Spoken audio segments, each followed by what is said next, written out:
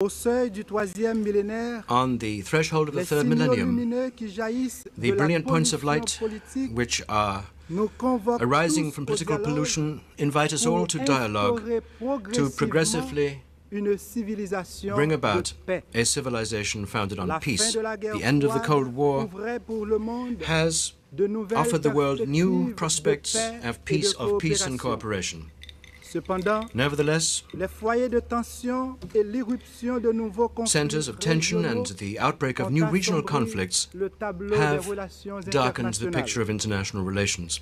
Political pollution at the world level has produced armed conflicts, wars, massacres, and coups d'etats against democracy.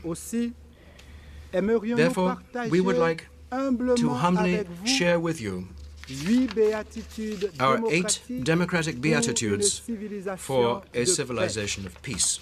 8 democratic beatitudes for a civilization of peace. The first democratic beatitude. Blessed are those who defend democracy. May peace prevail among them. The condemnation of the coup d'etat of the 30th of September 1991 is an expression of the desire of the United Nations to defend the democratic principles and rights of the Haitian people. And we would like to thank you warmly for that. The advent of this civilization of peace at a worldwide level necessarily involves restoring constitutional order to Haiti, where blood is flowing, corpses are being heaped up, and repression is being intensified. A coup d'etat in itself is a crime against mankind. These 12 months thus are symbolic of a double crime against humanity. May the door finally be opened so that peace can once more shine among us.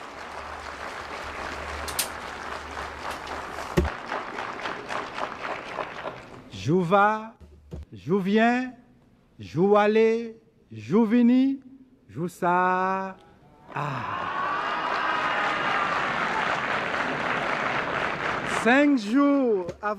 5 days before the coup d'etat of the 30th of September 1991, here in the United Nations, from this rostrum, the people of Haiti cried out, "Democracy or death."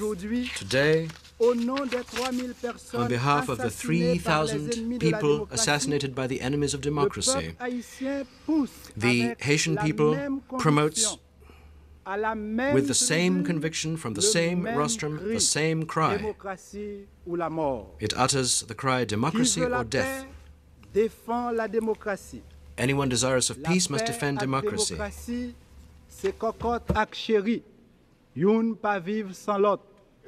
La paix ak démocratie, c'est Haïtien ak Haïti. Youn pa vive sans l'autre. La paix ak démocratie, c'est nous ak moi. Youn pa vive sans l'autre. Que la paix revienne en Haïti. Peace return to Haiti. Que la paix revienne. And may peace likewise be restored to Yugoslavia and Somalia. The Republic of Haiti condemns the acts of terrorism and genocide which have brought about such a paroxysm of horror. We appeal to the international community to make itself responsible for progressively creating a civilization of peace. Second democratic beatitude. Blessed are those who promote economic growth, because peace and economic poverty are incompatible.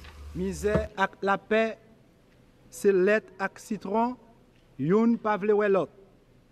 Misère ak la paix, c'est Haïti ak cédras, youn pa vle wè l'autre.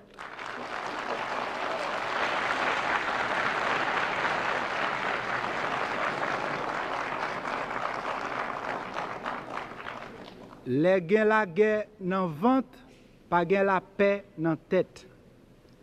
Depuis la Seconde Guerre mondiale, Since the Second World War, la production mondiale world a production baissé pour la première fois has de fallen 0,5% l'an dernier. for the first time by 0.5% last year. In the developing countries, the deterioration of economic and social conditions is spectacular. Hence, subhuman poverty, drug abuse, and increase in crime. 20% of the wealthiest people in the world have 83% of the world's income. 20% of the poorest people in the world only have 1.4% of that world income.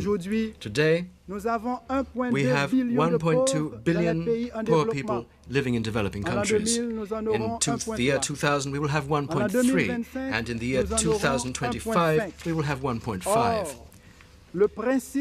So, the fundamental principle of international public law is the principle of equality. In this context, Aristotle has reminded us that politics requires a reciprocal relationship and symmetrical relationship to obtain, whereby the citizens are placed on an equal footing with each other and not one on top of each other.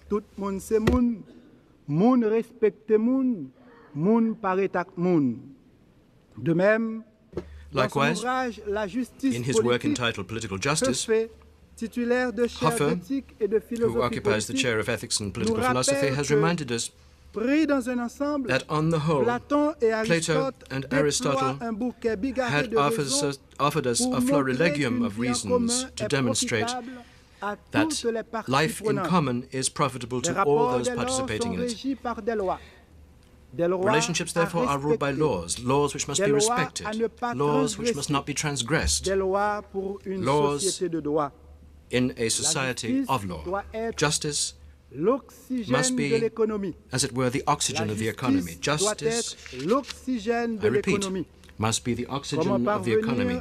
How can we bring about a civilization of peace unless there is human and economic growth at the world level? It is in this world where, unfortunately, every year, almost 3 million children die from illnesses against which there are vaccines. Of 3 children, 1 suffers from serious malnutrition. Why so much suffering, we may ask?